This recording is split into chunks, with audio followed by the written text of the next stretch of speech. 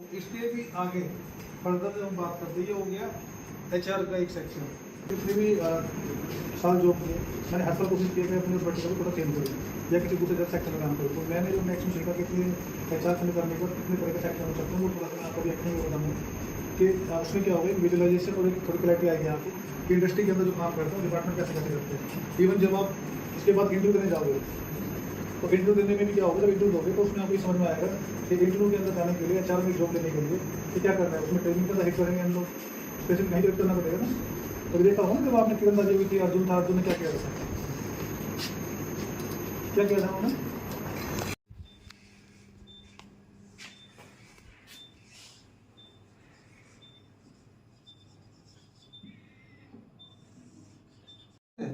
तब वो कहीं जाकर रिक्रूटमेंट में जाओगे, रिक्रूटमेंट में जाने के बाद भी इन चीज़ों को देखोगे, देखने के बाद भी क्या होगा, आप बंदे रिक्रूट करके लेकर आओगे। और रिक्रूटमेंट की एक सबसे बड़ी चीज़ क्या है जो कभी भी कोई नहीं बदलता, जो JD रिटर्न होती है ना, उस JD के अलावा बहुत सारी चीज़ें होती हैं जो कि आपको करनी पड़ेगी। कैसे करनी पड़ेगी?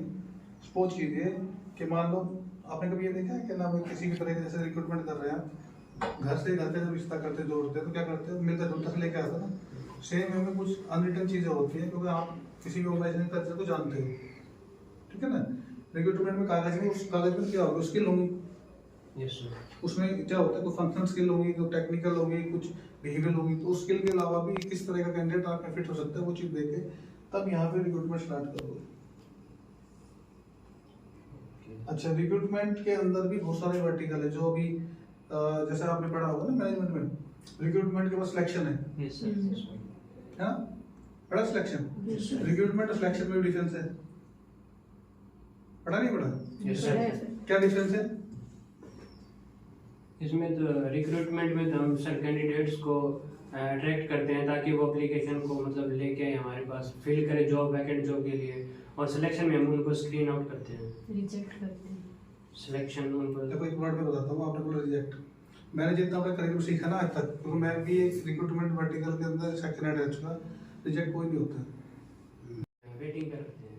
नहीं मैं वो बात नहीं कर, रिजेक्ट कोई नहीं होता। हमेशा क्या होता है कि बंदा या तो सिलेक्ट होगा, सुटेबल होगा, या नॉट सुटेबल होगा। रिजेक्ट का मतलब होता है कि रिजेक्ट खराब, ऐसा नहीं होता। ऐसा हो सकता है कि इस पर्टिकुलर चीज के लिए मैंने किसी बंदे को रखा, उसके अंदर भी कुछ स्किल है, उसके अंदर कुछ कॉम्पिटेंसीज है, बट ठीक है वो हमें मैच नहीं करे तो इसके लिए नहीं, किसी दूसरे काम के लिए सुटेबल है। तो हमेशा कैंडिडेट, मेरे हिसाब से हमेशा कैंडिडेट या तो सिलेक्ट होगा या नॉट सुटेबल होगा। रिजेक्ट क्या हो, दूसरी जगह कहीं काम आएगा। तो जनरली प्रोफेशनल लैंग्वेज में हम क्या बोलते हैं, नॉट सुटेबल।